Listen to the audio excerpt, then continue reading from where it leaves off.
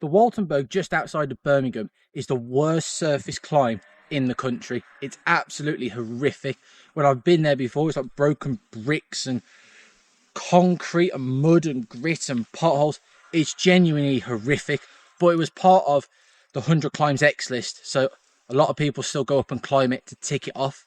But I have recently heard that in the past year it's actually had a bit of treatment to it, and this is going to be my first visit seeing what's it like now. Is it still the worst surface in the UK, or is it improved and rideable and enjoyable now? Let's go check it out. Just before we get to the Waltonberg, I want to show you footage of the previous times I've been here and just show how terrible the surface is. You'll see grass, weird ways which cobblestones and bricks have been put together in a terrible game of Tetris, potholes, gravel, dirt. It's just horrific. Why this was on a road cycling climb list, I'm not sure. But it is, and that's why so many people with their road bikes have gone and ridden this absolute bomb site of a climb. Hopefully, it's a lot better now. Right, first signs here, it looks a lot better. This bit is, how is it past the gate? Let's have a look. It's all loose rocks here, so I'm not going to ride on that. Would not be good for a road bike. But this early stage, yes, it's covered in leaves, but that's nothing to do with the road surface itself. This is looking a lot better. Like, if we look back to footage of before, just, it's an absolute wreck. Let's see how far this continues for.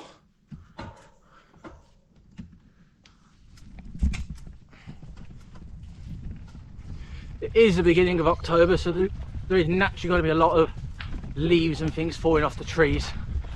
That's not going to help, but that's not the surface underneath's fault.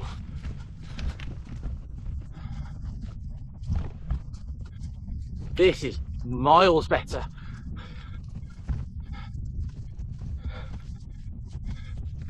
Oh, see riders ahead as well.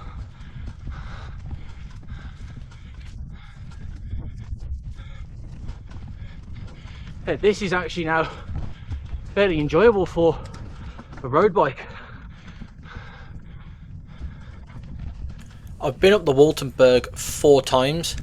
3 of the times have been with my road bike, and the previous 3 times I have not got up it without needing to stop.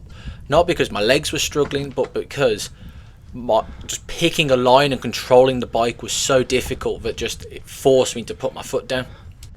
So this may be the first time I ever get up the Waltonberg without needing to put my foot down using a road bike. The top of this is a dead-end road, but if you want to go a little bit of off-road, there's a great view at the top of the Clent Hills. And on a sunny day like we've got today, it'd be rude not to have a look. These bumps where the bricks are, they're not great, but more than manageable. I'm not too sure what's happening on the top left corner with the gradient saying it's going into the 30s, which this climb definitely doesn't. It's somewhere around 20% this max is. It's not going up to 31, 32%. I don't know what's going on there.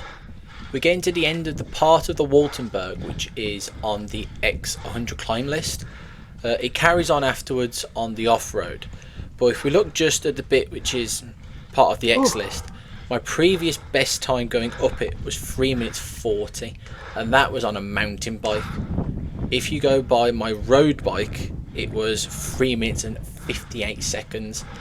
Now when I get to the top of this in the next few moments, I do it in 3 minutes and 14 seconds, and bear in mind I stopped at the bottom and chatted to the camera for about 20 seconds or so.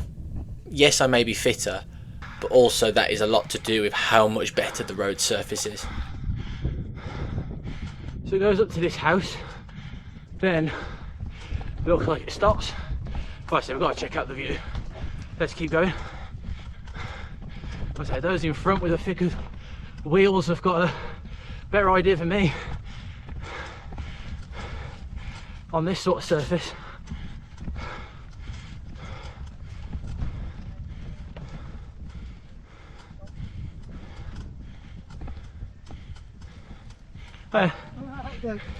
Thank you.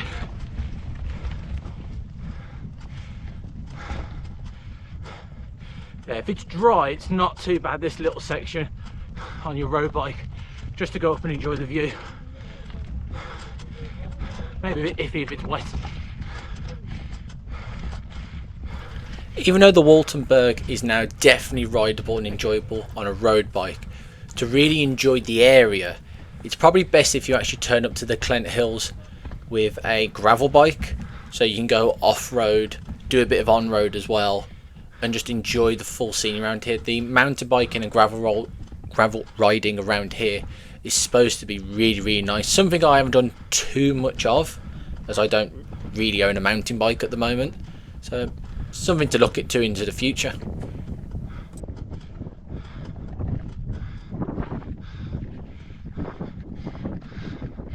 Right, let's put you above my head so you can check this view out. On a clear day here, you can see into the Malvern Hills and also into Brecon Beacon, which is in Wales. So you can see for miles, and it's gorgeous up here. I'm just finishing off the climb here, getting to the trig point, the highest point in this area of the Clent Hills. Let's go to the trig point. When we reach the trig point, I'm going to put the camera high above my head and give you a full 360 view.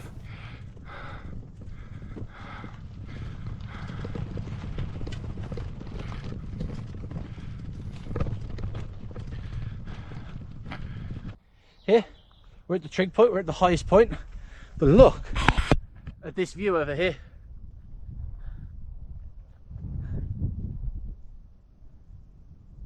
The view you can see over there, it's going to be one of two places. That's either going to be the Brecon Beacons or the Malvern Hills. Either way, on a clear day like today, you can see for absolutely miles. Some great views. And if we go just down here as well, we'll show you views over the city of Birmingham as well. Let's just head down there.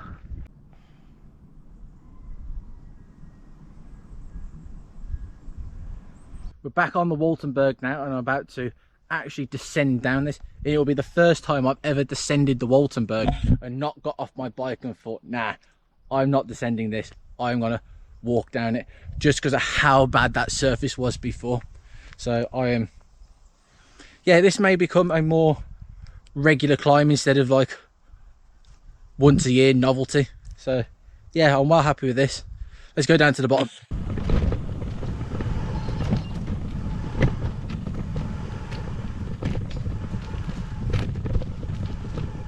Still got to be a bit careful just because of how much debris is on the floor at the moment, with it being October. Nothing too major. Right, so we're at the bottom of the Waltonberg, and I have to say I think this can quite happily now join the dead end club of climbs which you can enjoy on your road bike and not have to worry about it just bobbling everywhere like the absolute bomb site it was before. It is now an enjoyable climb instead of one you had to suffer up. If you've enjoyed today's video, please support the channel by liking the video, maybe leaving a comment, and consider subscribing. This is now my full-time job. I'm trying to grow the channel as much as possible to make this a viable living for me and to be able to bring more content on hill climbs to you, the audience. Thanks for watching, and I'll see you next time up another climb on two wheels.